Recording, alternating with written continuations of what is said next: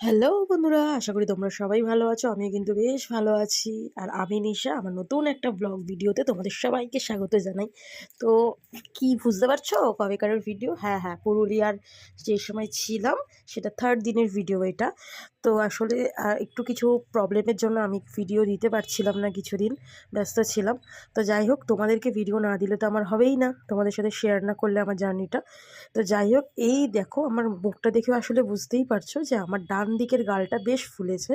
হ্যাঁ, প্রচণ্ড ফুলে গিয়েছিল, মাড়ি ব্যথা, ঠান্ডায় তো ভীষণ কষ্ট পাচ্ছিলাম। তো সেইভাবেই আমি রেডি ফেডি হয়ে আমরা বেরিয়ে পড়েছি। মোটামুটি 3.5 ঘন্টার একটা জার্নি পেরিয়ে চলে এসেছিলাম মুকুটমণিপুরের দিকে। আর এখানেই এসে প্রথমে সেলফি পয়েন্টে কয়েকটা খিচিং খিচিং করে ছবি টবি তুলে নিয়ে তারপরে চলে গেছিলাম আমরা লক গেটের দিকে। তো লক গেটটা ভালো করে ঘুরে এসে ওখানে একটুখানি খাওয়া দাওয়া করে নিয়ে আমরা চলে এলাম কিন্তু তারপরে এবারে টোটো এখানে পরিষেবা যেখানে দেওয়া হচ্ছে সেখান থেকে আমরা টোটো বুক করে নিয়েছিলাম, যেহেতু মুকুটমণিপুরের ভেতরে কোনো গাড়ি অ্যালাউ ছিল না। আমাদের গাড়িটা পার্কিং করে নিয়ে আমাদেরকে কিন্তু ওই টোটোই বুক করে নিয়ে চলে যেতে হচ্ছিল। তো টোটো বুক করে নিয়ে প্রথমে আমরা চলে গেছিলাম তসর বাগানটা দেখতে। এখানে কিন্তু প্রচুর প্রচুর পরিমাণে তসর চাষ হয় বন্ধুরা, রেশম যে তসর। তো সেই তসর বাগানটা আমরা, এই যে দেখো তসর বাগানটা আমরা ঘুরে ঘুরে দেখছিলাম, একটু ছবিও তুলে নিয়েছি।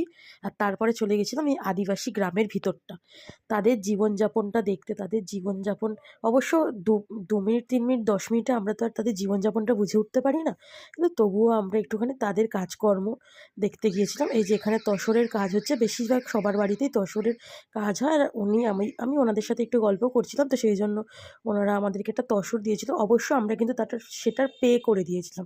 তসরটা 7 টাকা করে দাম চেয়েছিল, আমরা 10 টাকায় দিয়েছিলাম। তো যাই হোক, তো তারপরে ওই গ্রামের ভেতর দিয়ে আমি একটু ঘুরে ঘুরে হেঁটে হেঁটে ভিডিও করে নিচ্ছিলাম। আমার ন্যাকাপো তো তোমরা জানোই বন্ধুরা, যেখানে যাই আমি তো একটু ভিডিও করবই। তো যাই হোক, শরীর খারাপ কিন্তু আমাকে আটকাতে পারেনি। তো তারপরে চলে গেছিলাম 200 ফিট একটা গুহা, সেটা দেখতে। তো টোটো দাদা আমাদেরকে নিয়ে গেছিলো সেটা দেখতে। প্রচুর ভিতরে ওটা, সত্যি কথা বন্ধুরা, অনেকটা দূর আমাদেরকে টোটো করে যেতে হয়েছিল। আর আমরা বেশ এনজয় করতে করতেই যাচ্ছিলাম।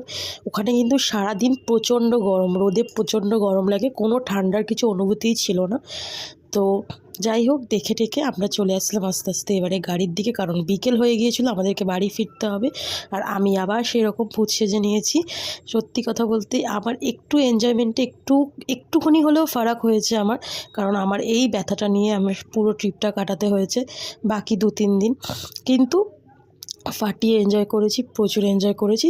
তো তারপরে চলে গিয়েছিলাম কিন্তু আমরা মেলায় সন্ধেবেলা। তো ওখানেও বেশ সুন্দর, প্রচুর বড় একটা মেলা বসেছিল। আর যেখানে মেলা সেখানে তো নিশা আছেই, তোমরা জানো বন্ধুরা।